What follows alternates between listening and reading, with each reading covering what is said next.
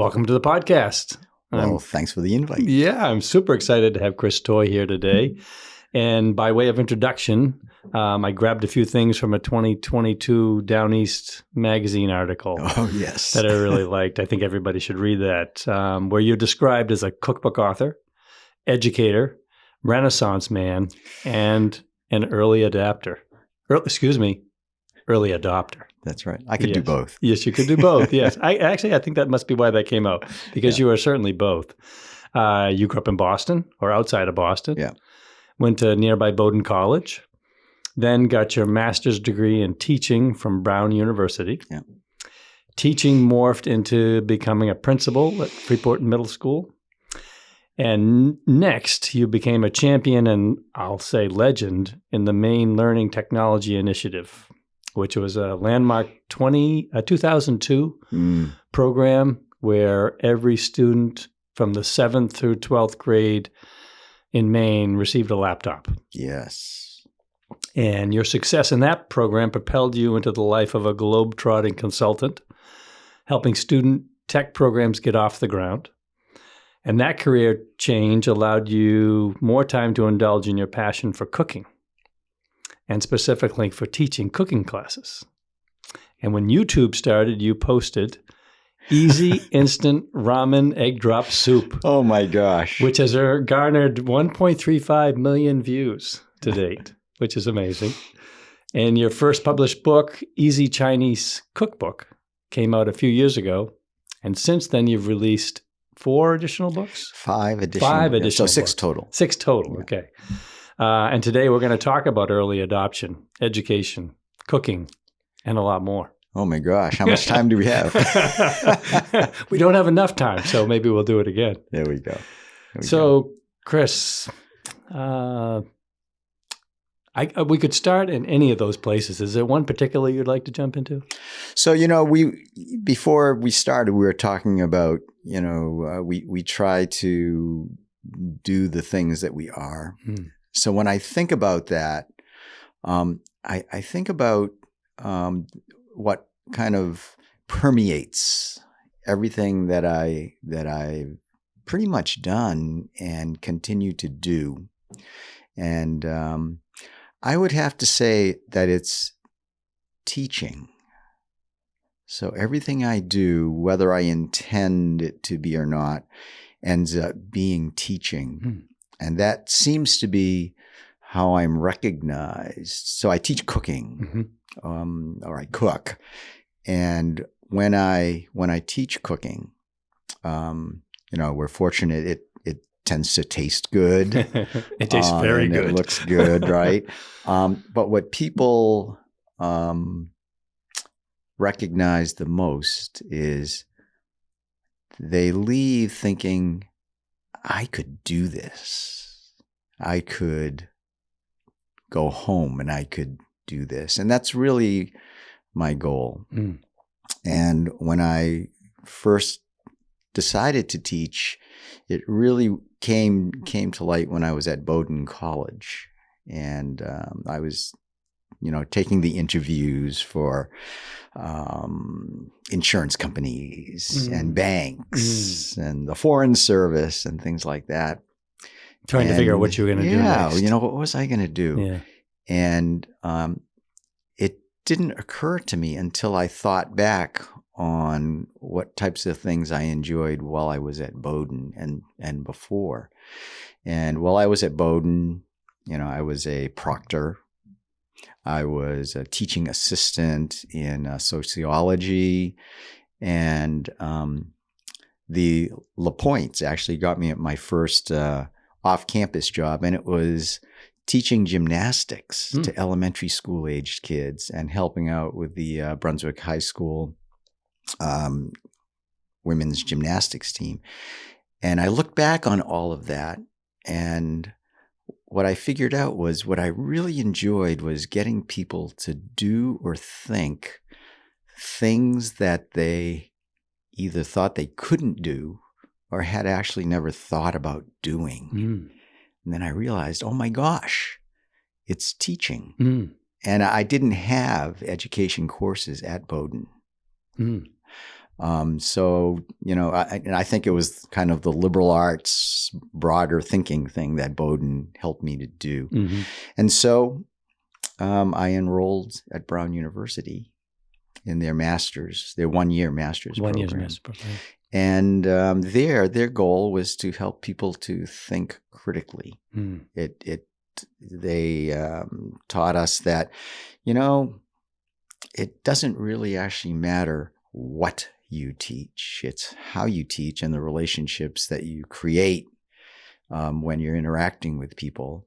And as a teacher, the goal is to just get them to stop and think. And so, without realizing it, that basically became my life. And before that, I had been,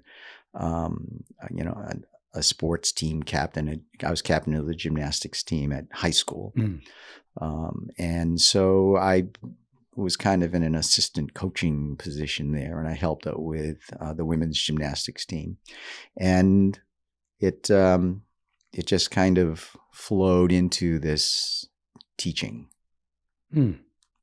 Cool. Yeah. Yes. So did it come, did you have a sense of that before that actually happened, or was it kind of in becoming a captain in the gymnastics role, or did it come someplace else? I credit the liberal arts education at Bowdoin for doing that, for helping me to think critically. And so when I applied that thinking to myself, because I was trying to figure out what to do or why I wanted to, why would I want to do these things? And, I took those job interviews, and, the funny thing that I remember is that I was waiting for an interview with a big insurance company, and I was in the hall. You're supposed to show up early, and there was a recruiter for a very famous vacuum cleaner company, and this guy was in between, and I was in between, and we started talking. And I realized he was trying to sell me the job. Yeah. of selling vacuum cleaners. And so I said, oh my gosh, this guy is like doing exactly what he is. And it kind of turned the light on. And so I kind of decided, geez, so who am I, or what am I? And, you get to that point, and that's where I kind of put 2 and 2 together and said, I think I'm a teacher. That's fascinating, because when I look at all the different things that you've done, yes, that has been the thread that has laced everything together. Yeah. The dots have all connected through teaching. Right. And even after I knew that, I knew it kind of intellectually, without meaning to.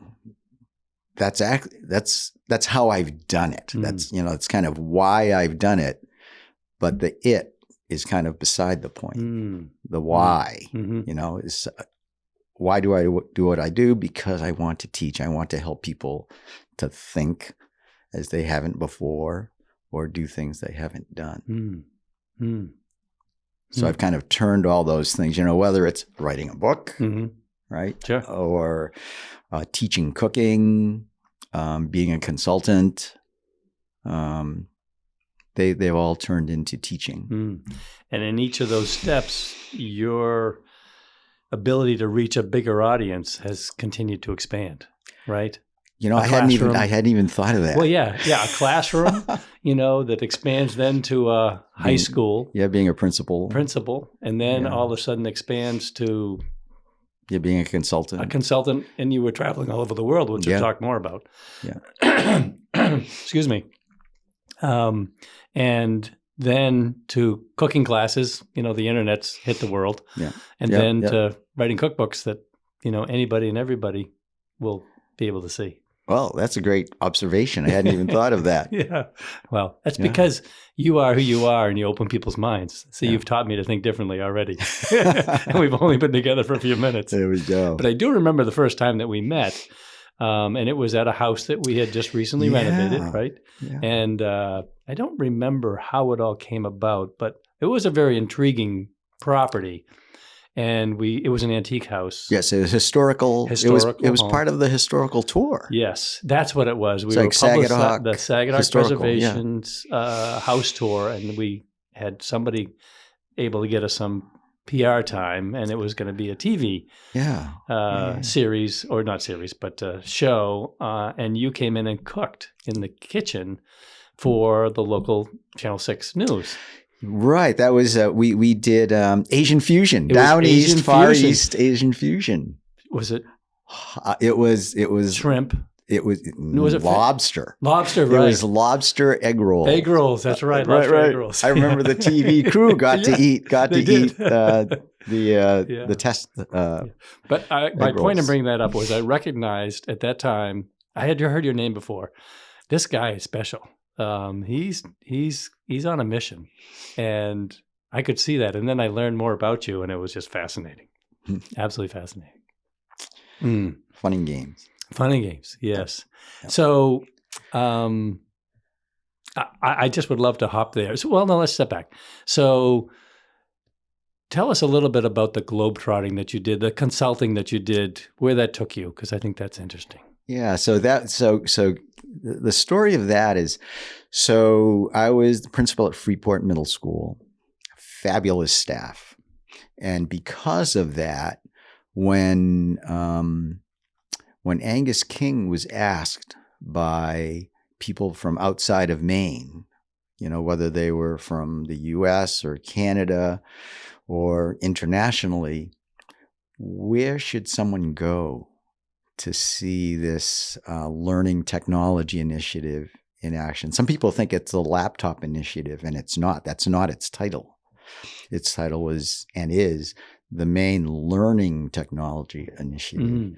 And he was nice enough to say, you really should go check out Freeport Middle School because they're doing it right. And we were.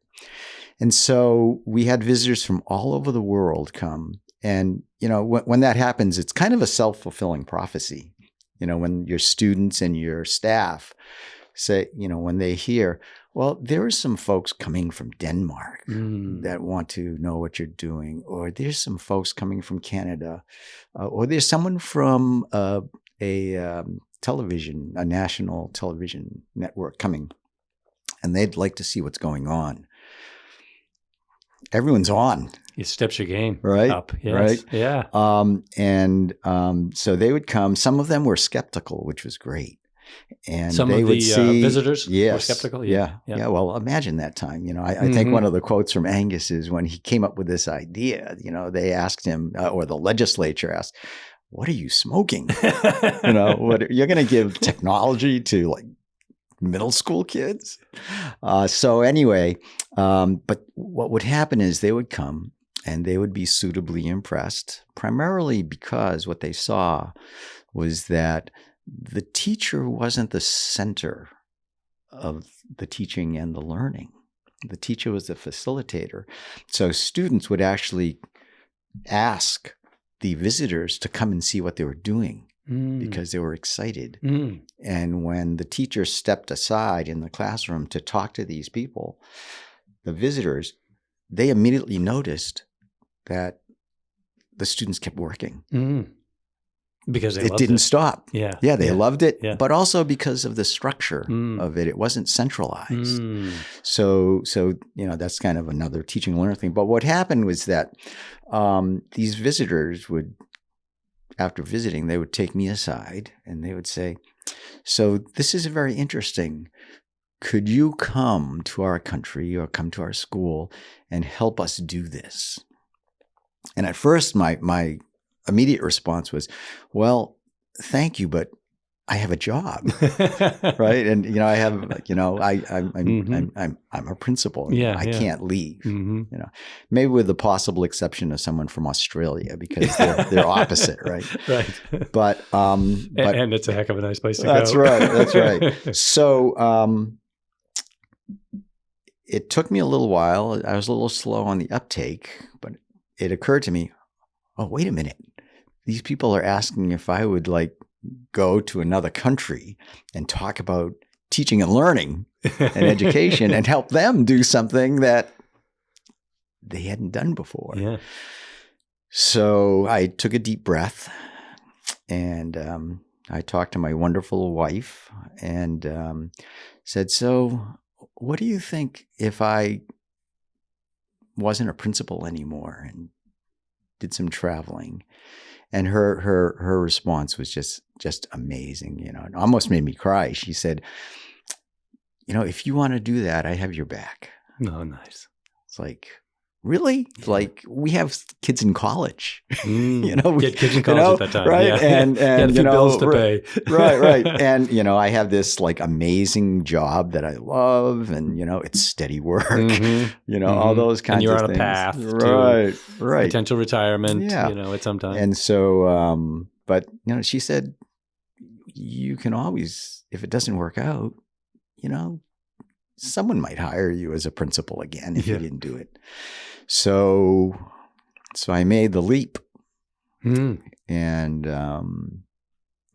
contacted Apple Computer and said, so is there any way that I can help you? And they said, sure, a school leader who could help us kind of spread what Maine is doing. As you can imagine, Maine was you know, a pretty big feather, I think, in Apple's cap.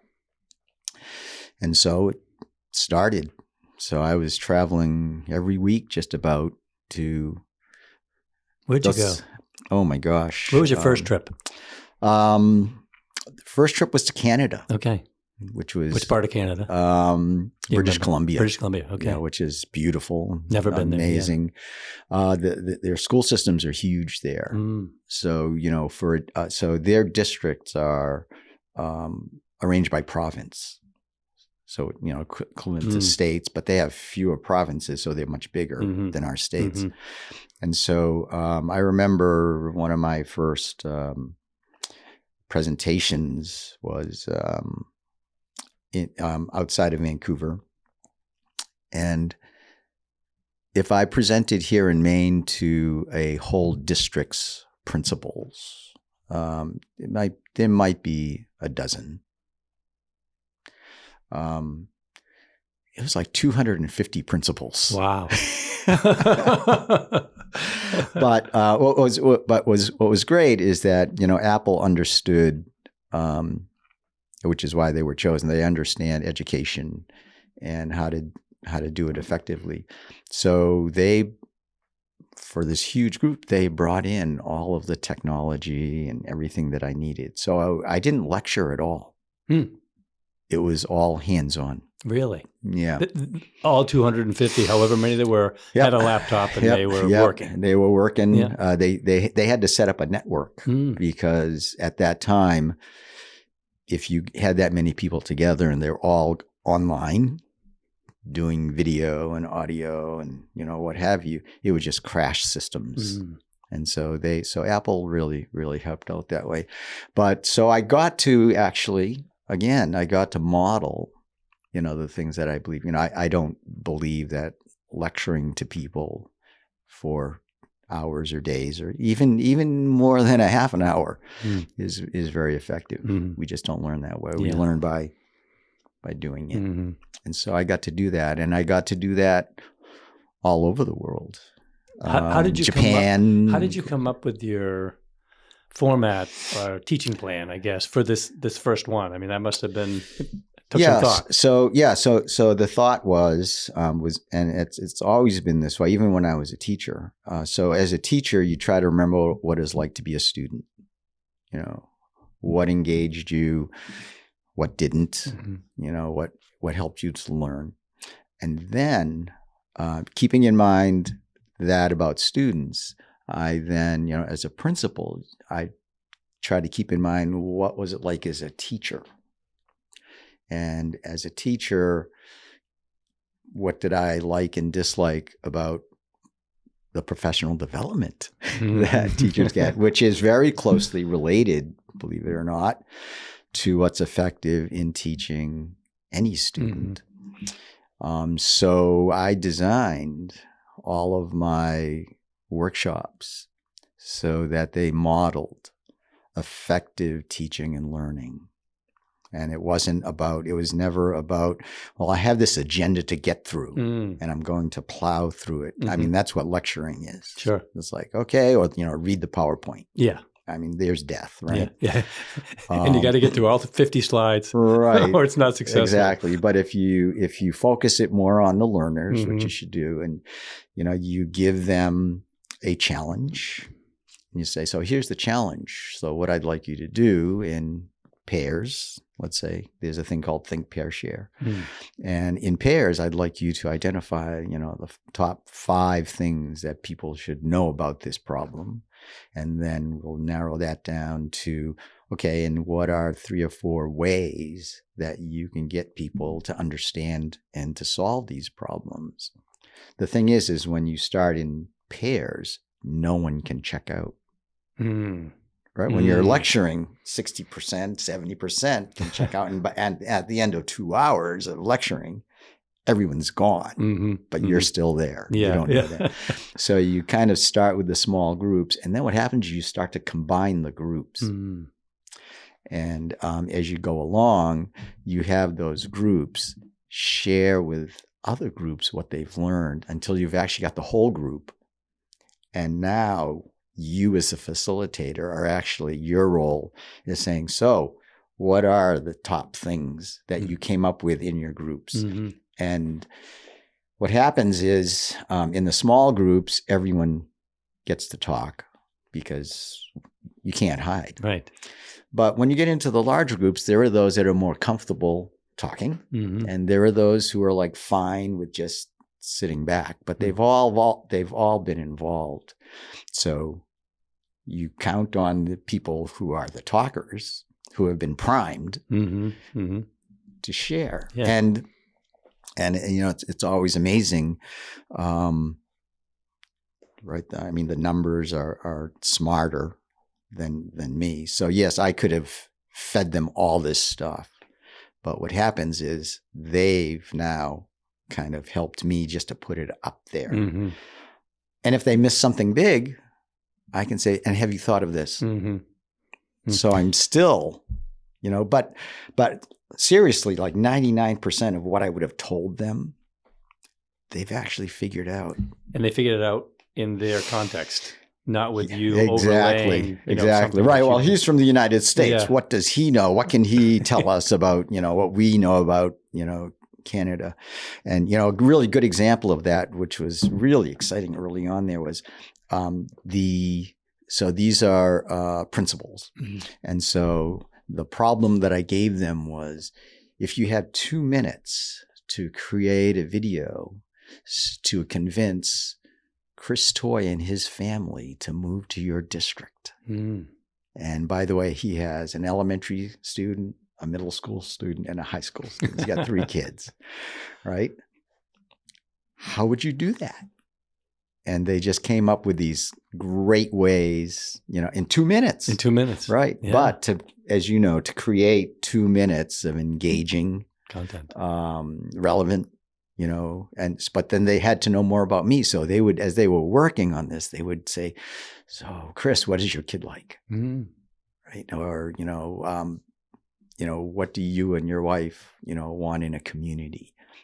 And so they would weave all of this into this 2-minute thing. And, all the technology did was to make it more effective for them to communicate that. So they literally, so they had to do it.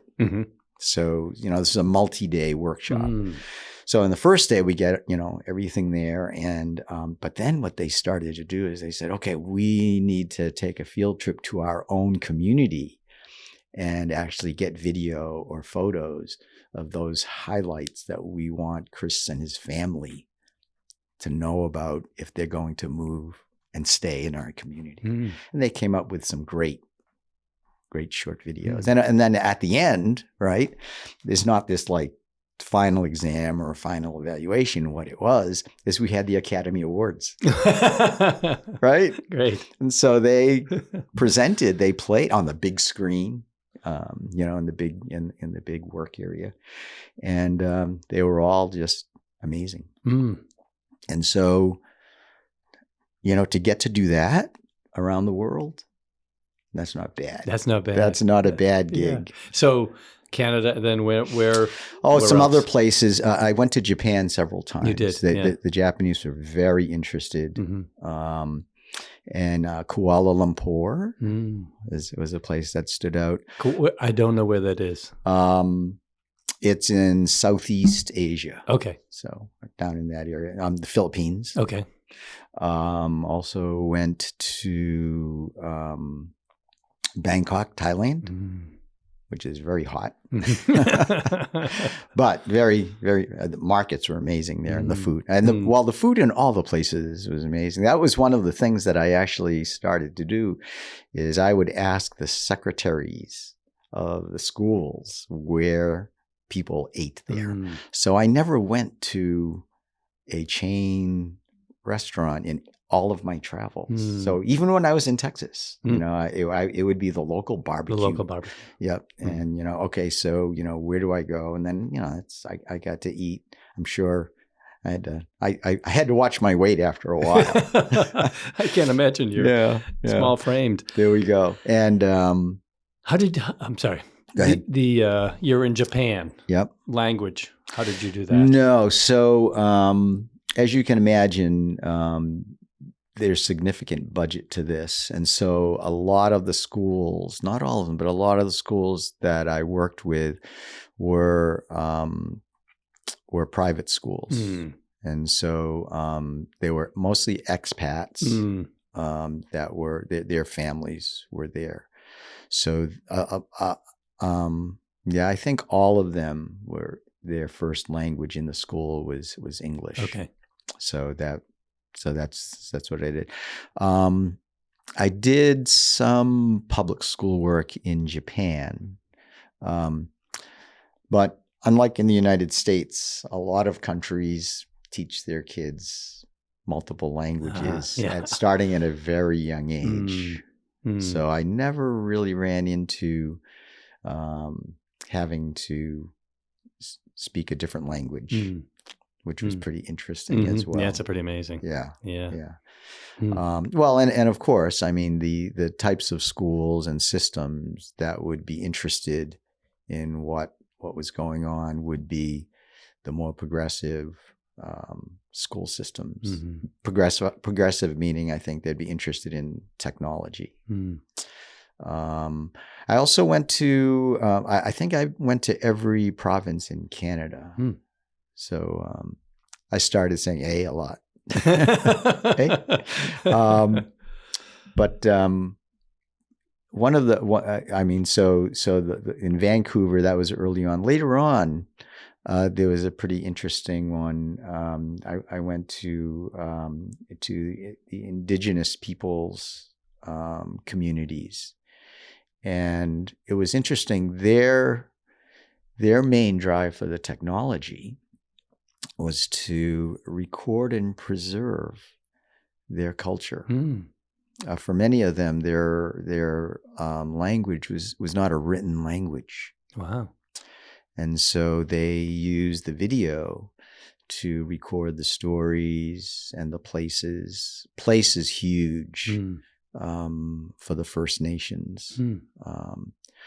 And to that end, it was very interesting. I actually got to go to sacred places that outsiders were not allowed to go.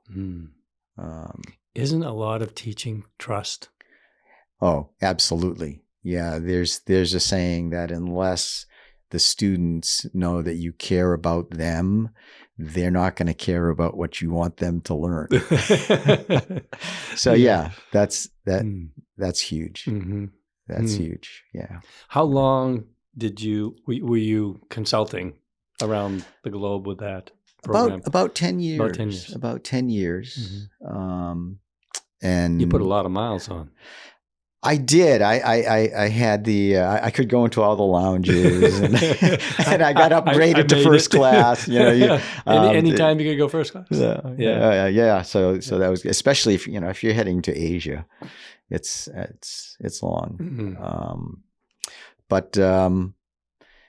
But there were a lot of great experiences, and what was nice about Apple was they're very self-contained in that they had their own travel agency. Oh, so I never dealt with a commercial travel agency. I dealt with Apple. There's actual Apple travel. But what was kind of cool is that so I get on my flight, and then when I get off my flight, a text would appear, and it would say, there's been a change in your flight. Go to this ticket counter, and there'll be a ticket waiting for you. Wow. So I didn't wait in line for any changes or anything like that. Wow. And then, the car would be kind of waiting there for you. The hotel, you just kind of walk in. So it's a little different. But I think most business travel, well, and I thought about that, and it's because if you've traveled, for 48 hours or something like that, but the next day you have to be ready and on, your client doesn't care that you're jet lagged, and, whatever. They want you to be fresh and positive and there. Yeah. So you've made your flights. Yeah. So anyway, that was good. But which takes a lot of stress off of you. I mean, you can be focused more on your program. Exactly. I did learn where, I learned where all the sushi restaurants are in all of the airports. The best sushi is at the Tokyo airport. Really? Yep. It was amazing. Yeah, so if you go to Narita, just look for the sushi place. There. Okay. Yeah. First, I got to get to Tokyo. There we go. Yeah. Okay. So, adoption. You're traveling the world, and you've got this. Would you mind diving into that? Okay. So actually, maybe I've misunderstood what you meant by adoption. Are you talking about? I'm talking about your personal adoption. Not adoption of technology. No, I meant when I mentioned that earlier, and I meant to say early adopter. I was really sort of leading towards your own adoption. All right. Yeah, I'd love to if you're willing to. I'd love to have you share some of that. Yeah, absolutely. And for what it's worth, I'm trying to figure out what to do with this story. Great. So maybe you can. Great time to talk about it. Yeah. All right. So I was the first baby adopted out of Hong Kong through the Hong Kong Social Services. And it was as a result of an agreement between the United States and Great Britain. Great Britain was in control of Hong Kong at that time. And if you remember the 1950s, historically, there was some upheaval in that part of the world. And when I was born, and I've learned this just recently, like this past You just April, went back. I just did that. So when I was born, my father, who worked for an import company, had the unfortunate accident of drinking bad wine and went blind. And so that plunged the family into poverty. And the family got split up. And I was sent to stay with a couple who was a friend of the family. But being a little less than 1 year old, I missed my family, and I didn't let this couple sleep. So after a few days, they tried to return me to my family. And my family said, we can't do it. And so this couple said, well, we're going to take him to an orphanage and you can get him there. So they did that. And while I was there, it must have been very quickly, a single male, Chinese male, offered to buy me for $200. And in context, this is what year again? This is 1955. Okay. You were born in 54. 1954. Okay. Yeah. And so, so he offered my mother $200 for him to take me, and he said he was going to take me to the United States. So it was $200, and she had to give him all of my birth papers. And so she was trying. She had to make a decision. You know, do I give my youngest baby a chance, or do I take him back and we kind of do what we can? And, it occurred to me that I think that probably mothers throughout the centuries made that same decision. Do I send him to the church? Mm-hmm. Do I apprentice them out? Mm-hmm. What do I do?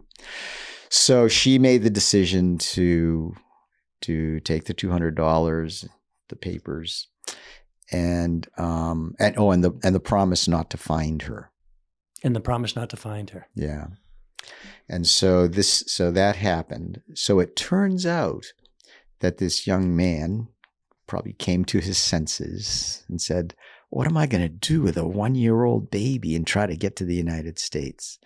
So what he ended up doing is he changed the names on the birth papers. He made himself the father. So he changed the family name, and then he changed my name. And then he took me to another orphanage and gave up his parental rights. Wow. And left me at this other orphanage. But now I had a different name and a different father. It was him. My mother did renege on the promise to try to find me.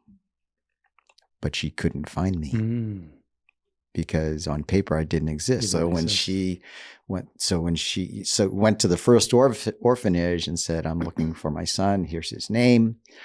The orphanage, all they could say is, "Well, you agreed to sell this baby to this man, and he left." So they don't know where he went. Right. So even if she went to there were 5 other orphanages in Hong Kong at that time. Okay. So she went to each of them, I'm pretty sure. Hong Kong, I'm sorry, my geography is not great. Yeah, Southern China, but huge city. I huge. mean, not a small place. No, yeah. No, it's an international port. Yeah. It's an international port. So, so she goes to these other places and is asking for this baby, and she's the mother. And here's the father. Doesn't exist anymore. So it turns out for 68 years, she was looking for me. Wow. And she passed away before she could find me. Oh. Okay. So, so that's how I ended up in this particular orphanage.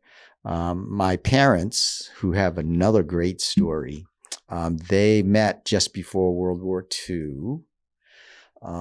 My mother was a nurse and my father was an engineer, and they both joined the United States Army. And my mother, I believe, was the first Chinese American volunteer as a nurse. And they met in Massachusetts for their basic training. They were officers. Really? Officer training. My mother was a captain. And because she had a from Hong Kong. No. These are a Chinese American couple. Chinese American couple. This is my adopted. Oh, your adopted parents. Okay, yeah, sorry. I missed that beat. Yes. Yeah. Gotcha. Yeah. So, so my birth parents, they've kind of dropped into the background. They can't find me. Mm-hmm. All right, and they have their own problems to deal with in terms of poverty. Keep going with this, but I want to come back to how you arrived here. Yeah. Right. Yep. Okay. So that's what I'm doing. Okay. All right. So so they met in basic training, Fort Devens, which is Cape Cod, I think. Sure.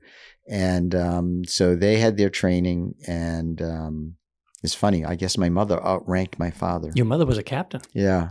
Because she was an RN. Okay. And my father, was a civil engineer. Mm-hmm. He was out of Marquette University, but I don't know how. I should ask him how he ended up in Massachusetts. I can't ask him. I should have asked him how he ended up in Massachusetts. But anyway, so they met, and their comrades in the Army, noticed, oh yeah, there's like 2 Chinese people in the whole camp. And so they matched them together, and 2 months they were married. Really? Yep. But then they shipped out. Mom shipped out to Europe, and Dad shipped out to the Pacific. So World War II, they spent separated. Both survived. That's amazing. Yeah. And then they came back, and then Dad went off to Korea. Oh, really? And then he survived, and they came back. So he served in World War II and Korea. Yeah. And they'd be over 100 years old now if they were still alive. I think Dad was born in 1917. Wow. So, and I think Mom was only like a year or 2 younger, not very young, much younger. So it turned out that they tried to have children and they couldn't. So they wanted a family. So they found out about this new adoption program out of Hong Kong. So, they're a Chinese American couple. So Chinese baby would be good. Mm-hmm. And so they did. And that's how they found me. And incidentally, the adoption agency said, if you're willing to take a little girl with the boy, we can expedite this. So, within like 3 or 4 months, they went from having no kids to having 2 kids. How close in age? We're 3 years apart. Okay. Yeah. And so that's how I came to the United States. How old were you then? I was 3. 3. Okay. Yeah. Do you remember it all? It's interesting. When I travel? went back in 2014, we went to the orphanage, and so vague memories suddenly became more solid as we walked into the Great Hall, which was now a museum. Of the orphan. It's still a social service agency. It's actually one of the largest and oldest in Hong Kong. It has everything from prenatal care all the way to old age care. There's a college, there's a high school, middle school, elementary school, nursery school. So it's a kind of a full service social service agency. So we went there, and I kind of 3-year-old memories kind of came flooding back.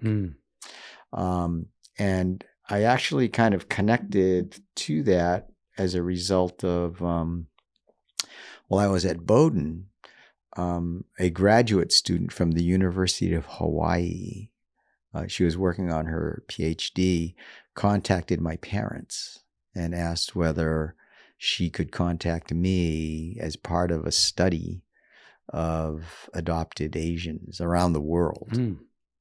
And I said, sure, I'll talk to you in exchange for a copy of your dissertation. So I did get the dissertation, yeah. But she was able to, because for whatever reason, she was able to get a lot of the papers and things from the adoption agency, like notes from my caretakers. Really? Yeah. And my intake stuff, health records, all that stuff. So I learned about the adoption agency through this study. So that's how we said, or I said, I got to go like visit this place. Yeah. But it wasn't until, I was a mature adult that I kind of kind of solidified that idea of going back. So 2014. Turns out that while I was there in 2014, my biological mother was still alive and was looking for me. But we didn't know about one another.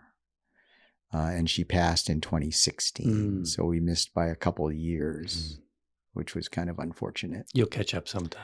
That's right. That's right. Well, and actually there's kind of a Buddhist holiday called the Qingming, which is when you sweep the tombs, and that's where you go and talk to your ancestors. And this past spring, I went to visit my biological sister, which is another whole story. But we did go to the tombs, and that's where the two of us, my sister, my biological sister, not my adoptive sister, and we told my mother and father, at the tomb, that they had made the right decision to give me up because I had a good life. So that was pretty interesting. What a moment. Yeah. That was a moment in the making. Yeah. For many years. Right. I'm thinking that might be like the end of the book. It might be that scene. But a sad part is that my biological sister sent me a photograph of my mother in the hospital just before she passed away. And she has this therapy doll, and she's asking the doll whether or not I'm okay. Oh my goodness. And then she passes away. Oh my goodness. So that's pretty tough. Yeah. That was a little tough.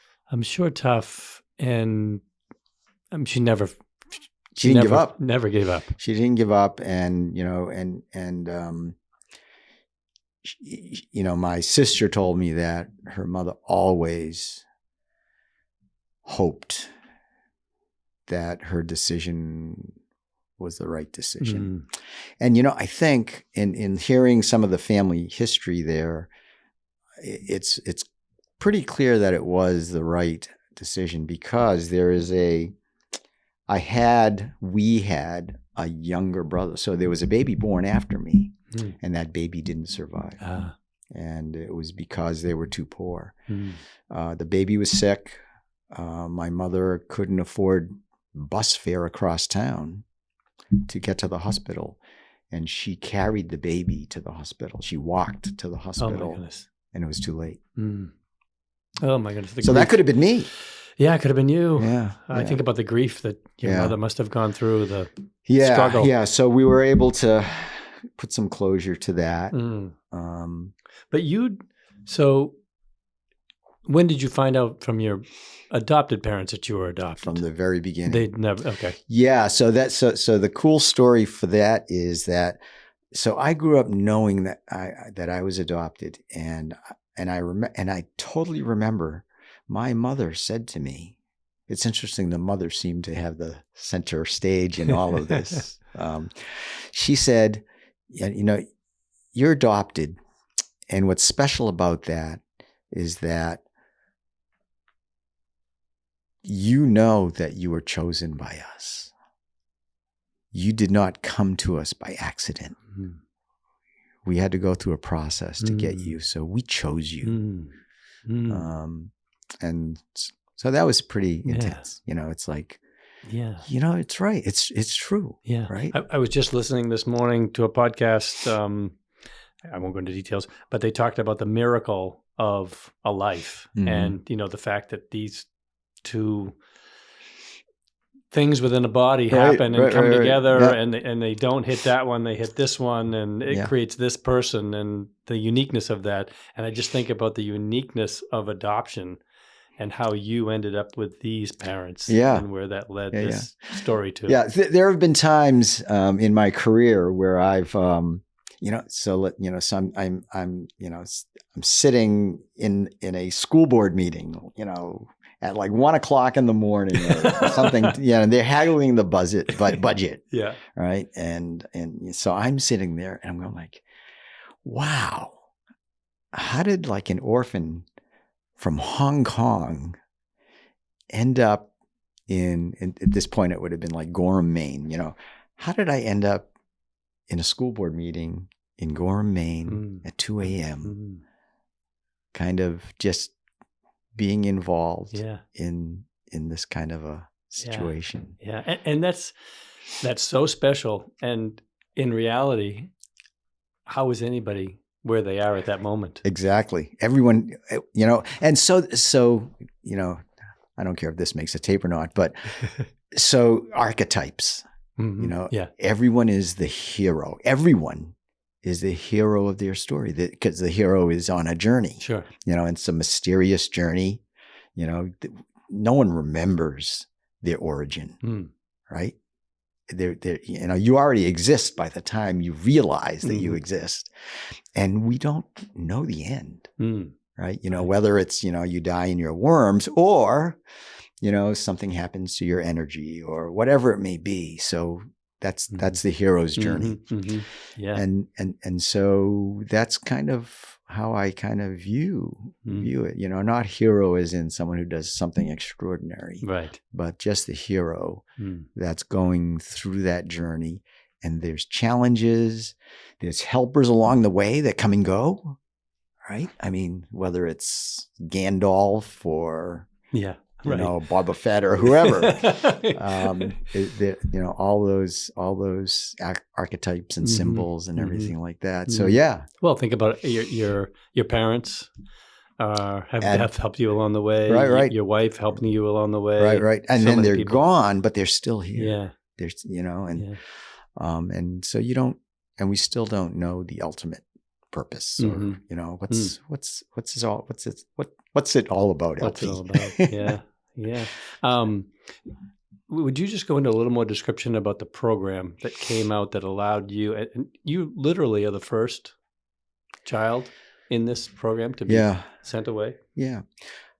I think it just had to do with that there was a lot of upheaval in that part of the world at the time. And that, so Great Britain and the United States are allies. And they're trying to do the best that they can to help those who are in need. And I really think it, it was literally called the Hong Kong Social Service Agency, and they still exist. So I think that's really what it was. And I was, well, as kind of history shows, I was the first of many, and then that program or programs that have led to Chinese adoptions, even here in Maine, right? The CAFAM, right? The Chinese American Friends Association of Maine. When I've taught cooking for them, it's actually, they've asked me to do that in the past so that the adopted children would have some contact with their heritage. So again, just back to that teaching thing. Yeah, back to that teaching. Yeah. So what got you into cooking? I mean, what kind of kicked that off for you? Oh, so that's a funny story, I think. So I'm a senior, in high school, and both of my families, my mom's side and my dad's side, so I'm talking about adoptive family here, they both owned restaurants. They were both restaurateurs. And my father's side had a restaurant in Milwaukee, Wisconsin called Toys, which had been there for like 90 years. Wow. It was one of the original kind of Chinese restaurants. And he was very successful, great-grandfather. And then my mother's side had one of the first Chinese restaurants in Quincy, Massachusetts, called King Joy. So they were familiar with restaurants, even though they weren't still restaurateurs. But we also had another member of the family, an uncle, my mother's, I think, oldest brother, Jimmy. And he had a restaurant. And so from time to time, during heavy times like Christmas and New Year's and Chinese New Year, we would go and help at the restaurant. So that was kind of fun. I would like bus and, help with the dishwasher or whatever. And Mom would be maitre d', Dad would do takeout. My sister would do hat check. I was always a little jealous because it was a cushy job, and she got all these tips. Really? Bus boys don't get tips. And I'm out washing dishes and That's bussing right. tables. That's right. That's Yeah. right. So I remember asking my mother, so what do you think of if I went to work for my uncle? My uncle always hoped that, someone would take over the restaurant. I wasn't about taking over, but, doing that. My mother said, well, you just have to remember, if you go in the restaurant business, you'll have no holidays. You'll never have Mother's Day. Christmas, you'll be working. New Year's, you'll be working. And when all of your friends have the weekend off and are going to restaurants, you'll be working. You're serving them. That's right. And not only that, no one will do it the way you want it done because you can't get good help. So you'll always be there. So you won't have a life. Mothers know how to tell That's everything in perspective. Right. Well, and she's probably like one of the original Tiger moms. Right? Oh, yeah. So she said, so yeah, you could do that. She didn't tell me not to do it. But she said, why don't you go to college first, then decide afterwards. And so, of course, I go to college and, that just drops in terms of interest. But she took me into the kitchen, and I was in probably, junior high, middle school. So 12, 13 years old. She took me in the kitchen, and I remember saying this. She said, Christopher, which means you have to listen because she said your whole name. Yes. She says, you need to learn to cook or you're going to get married for the wrong reason. So that's the Tiger mom, right? She says, my son's not going to be dependent on some other woman, but only my mother could cook for me, right? When I'm growing up. So she was in charge.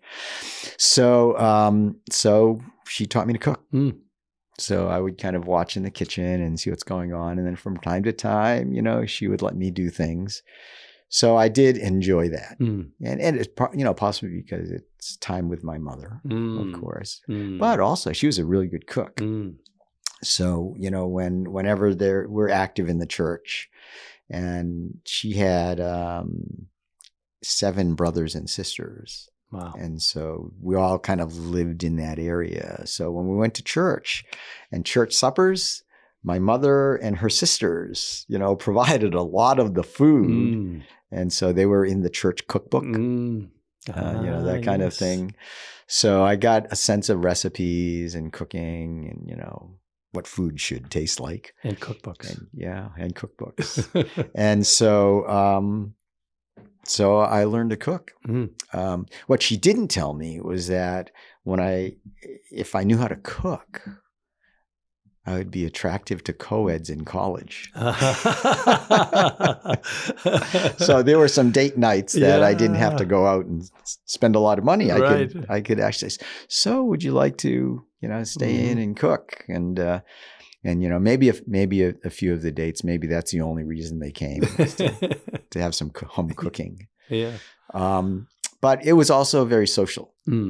I remember my father socialized from taking pictures. He was always, there's these, I have pictures of him in this tripod pose and things like that. And I think maybe I socialized by cooking. And when you kind of stop and think about it, sustaining people, feeding them, teaching them, giving them pleasure, them, I think feeding people is it's in a global way, it's a pretty intimate thing. You're creating something and they're taking it and they're making it a part of themselves. And you have a part of that. So I think that might have been kind of the unconscious connection that cooking for other people had. And you combine that with teaching, and that's a pretty powerful metaphor, I think. It sure is. Yeah. You could unpack that for a while. Yeah. Yeah. So YouTube comes along and you launch some YouTube videos, right? Yeah. Well, that wasn't even my thought. My thought was so YouTube. Oh, this is kind of a cool thing. So what can I do that's kind of cool? And of course, I was teaching cooking. Mm-hmm. So I said, so what could I teach? And I wanted to be really short and really not complicated. And so I said, so what if I could show someone how to like make something in like 4 or 5 minutes? Because short attention spans, right? Yeah. So The hour-long that's right. TV show, on and on and on, right, about cooking is now, Yeah. the attention span has gone down to 3 or 4 minutes. Right. So, so I just thought about, so what's quick and easy? And I said, well, I've never met anyone who didn't like ramen. And actually, it's a little more than that. Actually, when I was younger, and my father and I would. Do you remember the Twilight Zone? Oh, sure. Right. And that was on late at night. Yeah, I wouldn't watch it because it was too scary. Right. Actually, my sisters would watch it, and I would sit in the room with them, and yeah. So my I father would and not I, be watching. Right. So my father and I would watch the Twilight Zone after the mom and my sister would go to bed, Mm-hmm. and we'd watch the Twilight Zone, and so I'd be a little creeped out.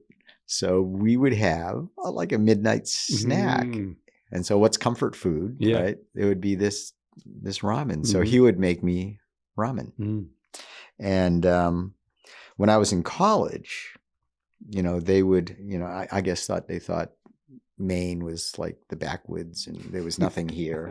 So they would actually, when they came to visit, they would bring me like a case of ramen noodles and like a 25-pound bag of rice. So I was like all set. Yeah. So, but that gets pretty old, just ramen. So what I did was I would make what I would call egg drop soup, which is a little different than the restaurant egg drop soup, but I would boil the noodles and I'd just drop an egg in and I'll just let it poach. And that was like 4 minutes because I liked mine soft poached. So I said, I guess I'll just do that because then I can eat it after I make it. And so, I kind of paced it out and I said, oh yeah, I can do it. And so that's how that was born, was like something quick, fast, easy, comfort food. And I posted it. And now it's like, what is it, like 13 or 14 years later? What's happened is that I get messages, because people can write you notes. I get notes from parents that were in college when it was first made, and now they're parents, and they've taught their children, their middle school age children, how to make this.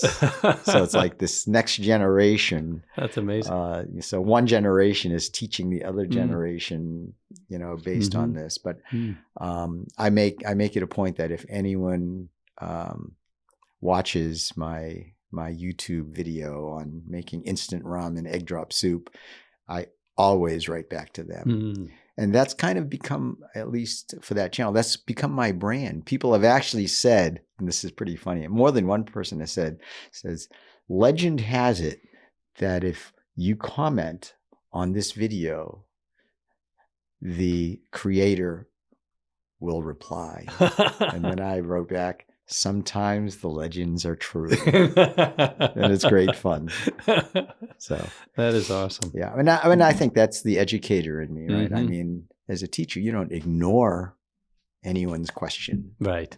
Or comment, or, if someone gets it, right, you go like, good job. Yeah. The engagement. I mean, right. It's that socialization, that communication. Right. Yeah. Right. And so somebody has taken the time to say something. Right. And apparently that's not normal on the internet now, right? Right. People don't actually respond. Right. Yeah. Yeah. So books and all that. What's next? Where do you see yourself next? I'm not sure. The book thing is actually kind of interesting. So normally to write a book is like a year or two, maybe. So one day, this was just before the pandemic. It hadn't kind of entered the consciousness here in the United States. I got this email from this company, and looks like a scam. It says, we'd like to talk with you about collaborating on a cookbook. And I'm going like, what out of the blue? And then I read on, and it says, we realize that this is out of the blue and it sounds like a scam, but we're a legitimate publishing company, and we'd like to talk about working with you. And then the writer, had some links, and there were links to their company, but there were also links to Amazon. And I went there, and this was a company that was worth several millions of dollars, growing quickly. And they had like several dozens of successful books on Amazon. I'm like, oh, interesting. So they said, we'd like to set up a phone interview with you. So I'm going, okay, so scammers don't do that, right? They don't engage. Right. They don't want to engage and make it so that they can be tracked or whatever. So I did it. And what they explained was, they said, we're a nonfiction publishing house, and what we do, how we decide, we do not accept proposals from authors. You can't come to us. No one can come to us and say, hey, I have an idea, and try to sell it to us. We don't do that. So what we do is we have an algorithm that goes out on the internet and determines what's going to be trending in the next year. Really? Yep. And they said, in our opinion, this algorithm is stronger than Google, but it's proprietary. So, and then they said, but that's not all. This algorithm goes out, figures out what's trending in the coming year. We get it in-house, we analyze it, and then we kind of narrow it down. And then another algorithm goes out, another proprietary algorithm, and it looks online for people that are engaged in what the other algorithm says is going to be trending. So they said, here's what's going to be happening. The rest of the world is closing down because of COVID. The United States will be closing down because of COVID, and people will not be able to go out to get something to eat. And for a period of time, takeout won't even happen because those restaurants will be closing down. People are going to be wanting the recipes for their favorite takeout. What's the most popular takeout in the United States?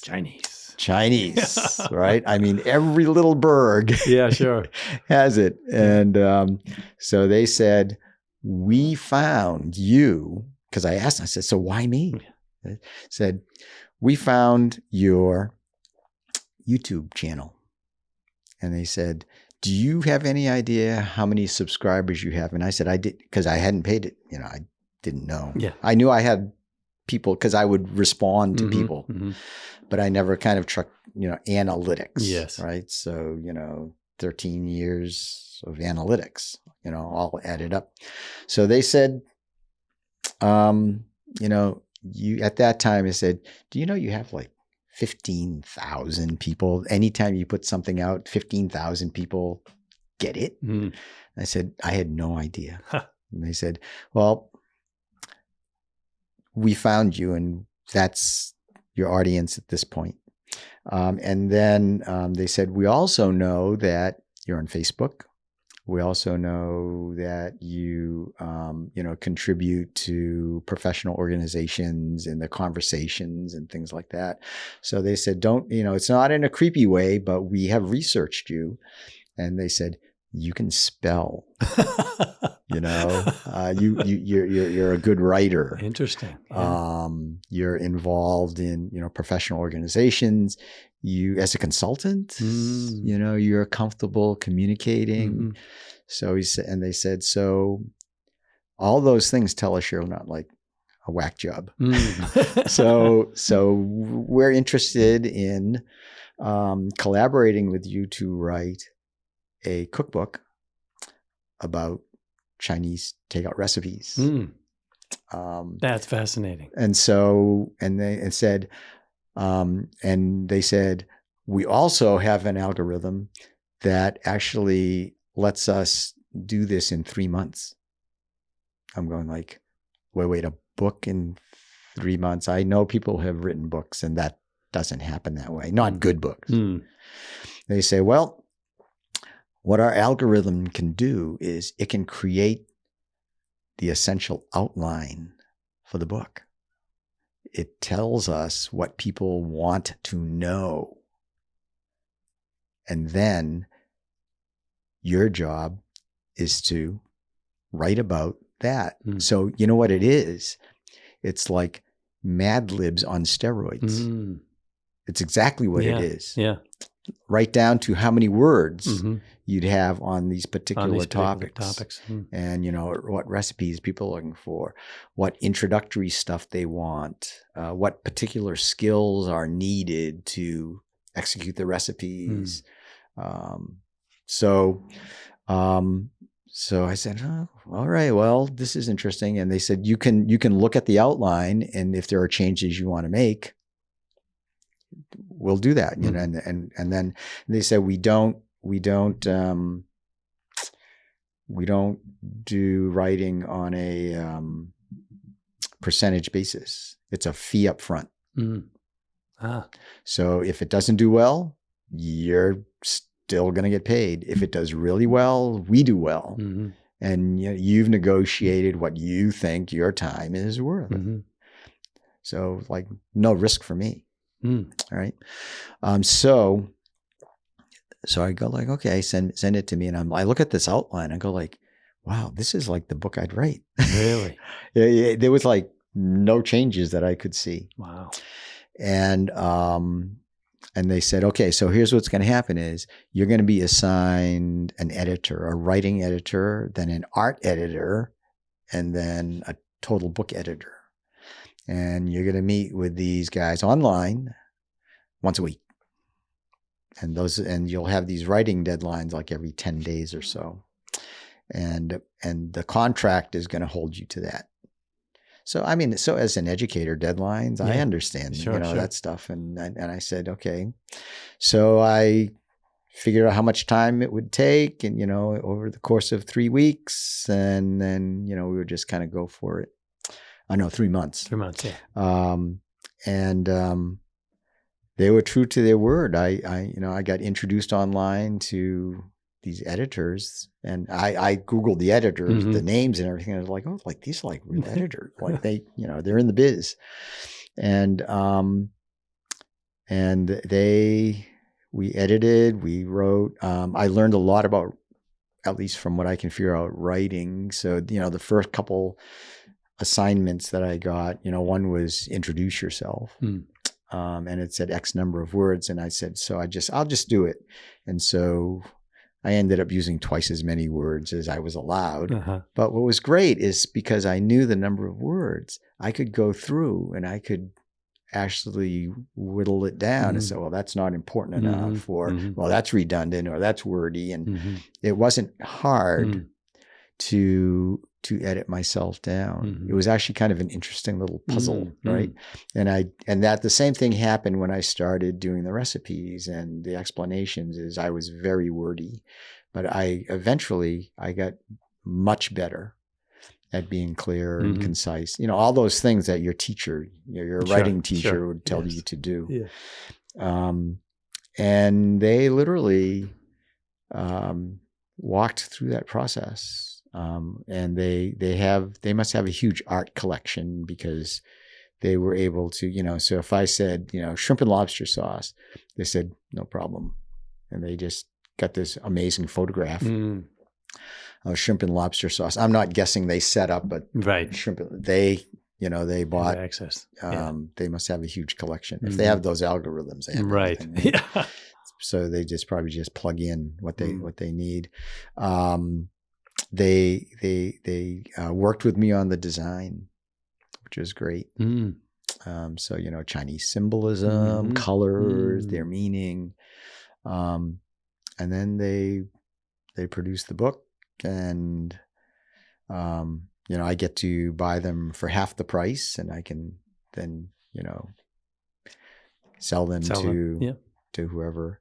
But then they have a marketing program, and they market it on Amazon, and a couple of the books actually won New England Cookbook Awards. Really? Yeah. Won the Complete Wok Cookbook, which was my most recent one. So you've all the other books that you've written, you've same format, same publisher? Same. Yeah. Same. But each time I was able to negotiate more. A little bit more. Yeah, I'm sure.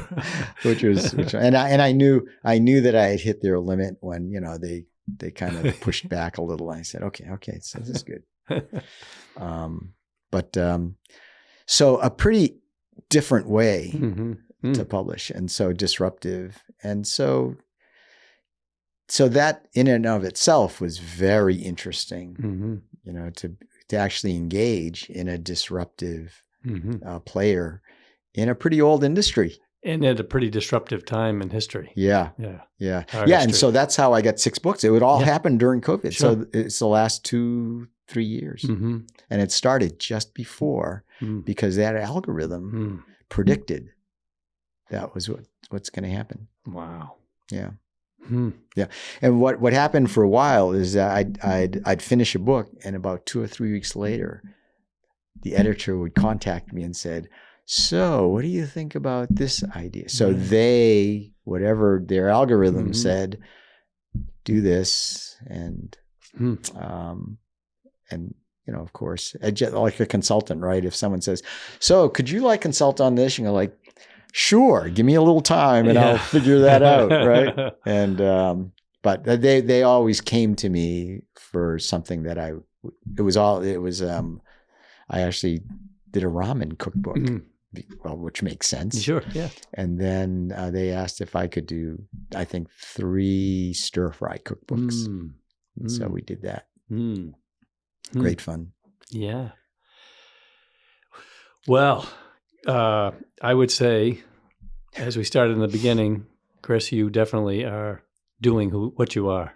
Thank you. Yes. Yeah, it's fun. Just a great conversation. And I know anybody that's around you, he reads your books, listens to your story, goes to your cooking classes, knows that you take great enjoyment in what you do, and you bring a lot of joy to a lot of people. Well, thank you. And no pun intended. But thank you so much for the time, and I'd like to do it again sometime because there's a lot more to cover. Yeah. And thanks so much for sharing. All right. The story of your adoption. Well, thanks for the invitation, and I got to know you a little bit better, and I think we have a lot of similar ways of looking at life and kind of what we do and why we do it. Why we do it. Yeah, exactly. So people would like to connect with you. How do they do that? Sure. So I have a website. It's christoy.net. And if you go onto Facebook, just look for the Chris Toy that's in Maine. There are other Chris Toys apparently. I'm on Instagram and on YouTube, the YouTube cooking channel. And if you write to me, I will write back. Write back, yes. Yeah. Great. I've seen the ramen video. Yeah. Cool. Great. Thanks again. All right.